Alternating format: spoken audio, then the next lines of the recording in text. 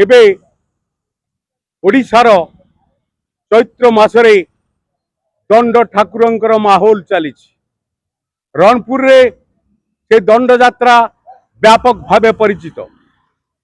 रणपुर बड़कोठी भाव में कहुवा बाबा चंडेश्वर जंड नाच राति सारा नाच पर सकाळु धूलिया नृत्य आमे देखिबा। ए धूलिया नृत्यर अनेक महत्व रही। शह शह श्रद्धालु भक्त माने सकाळर गोधूली समय ए धूलिया नृत्य देखी बा सहित प्रभुंकर करुणा लाभ करि बड़कोठी कामना घरर ए ठाकुरंकर जे कि मुदेई मुख्य हिसाब रे परिचालना करुछंती आमे तांक ठारू पचारि बुझिबा। आपन को परिचय देबे? मो नाम धनेश्वर प्रधान जैकेट बाबुल प्रधान। ए जो बड़कोठी बाबा चंडेश्वर आपण परिचालना करुछंती नृत्य कौन ये भितर महत्व रही? धूलिया नृत्यर महत्व कौन रही?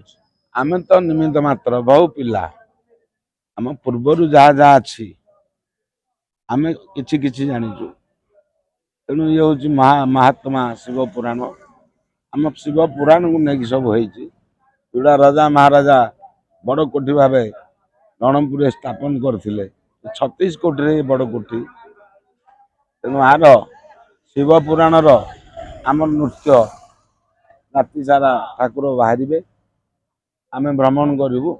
आमर शिव पार्वती कोठी आमे प्रत्येक गाँ साई बुली भक्तर हक डाकी मनोवांछा पूर्ण करी जे जहाँ जाचंगा करे सी भी समस्ते जाचंगा पूर्ण पाई थांदी।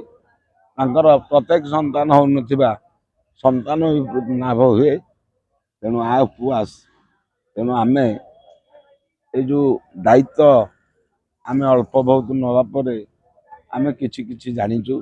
तेणु प्रभुंर बहु गभीर पुराण अच्छी जोटा कि आमे सेटा को शेष करूँ कि शेष करूनी। तेणु ताकू ऋषि मुनि माने करथिले। तेणु ये पुराण तेणु जगन्नाथ नहीं रजांगर स्मृति रणपुर रजा यार हूँ मुख्य मंदिरर कर्ता। तेणु सी आरंभ करथिले। बर्तमान आउ रजा राजुड़ा समय नहीं कि रजांगर आउ शासन नहीं।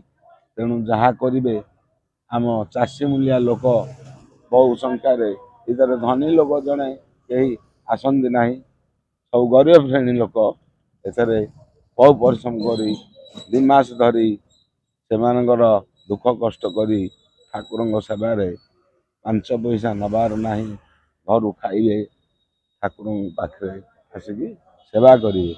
आपण माने शुणुथिले जे कि ए दंड नृत्यर परिचालक मुदेई धनेश्वर प्रधान ठारू राजा राजुड़ा अमलर ए हेउची अनुष्ठान गरीब लोक माने निज हाथरू खाई 2 मास अनिद्रा होई शिव महत्व शिव तांडव नृत्य सहित या चली थाए।